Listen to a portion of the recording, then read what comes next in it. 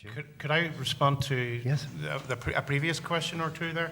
First of all, what to do with women. I mean, women's history, there's always the difficulty that it's very hard to access, women's narratives because, they're not part of the official narrative. But it's interesting looking, for example, through the local papers, as I've been doing recently in Southdown, to see the number of women who went abroad as nurses, and the importance of that experience for them is very, very interesting. Also, just the whole experience of medics in the war, young men who came back to become some of the key figures in hospitals here, ran local hospitals and had that whole experience of the Great War.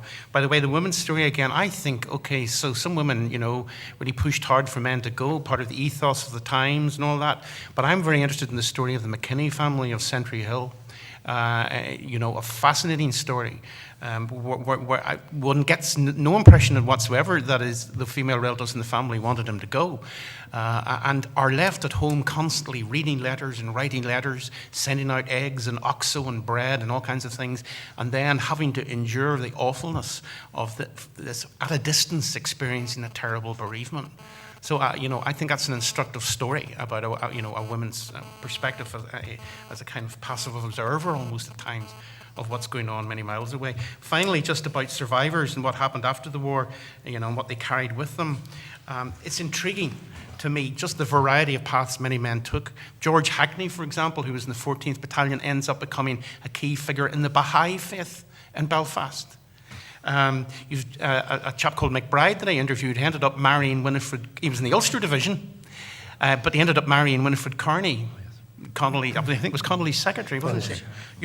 There were all kinds of directions that people took. And I also want to say that my experience would be is that some men coped with the traumas of war very, very well. It's fascinating.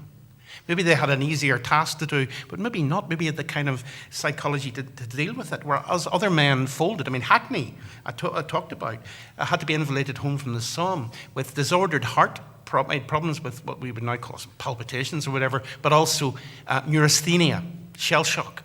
And took a year to recover from that. So that I think is very interesting. One thing I think we do have to note is that Joanna Burke talks about this, the historian, that psychiatric disorder for men coming back from the front amongst Irish soldiers was very high from what she can work out. And she puts that down partly to the fact that you're coming back to an Ireland that's very disordered.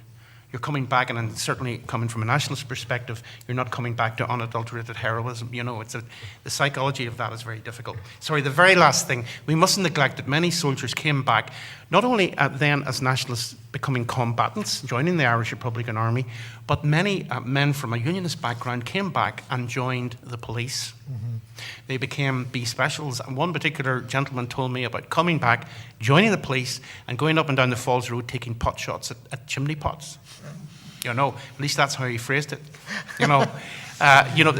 Let's not forget that, what happened after for many men was, they were infused back into the conflict that left in 1914 perhaps, which had now reached another escalated stage.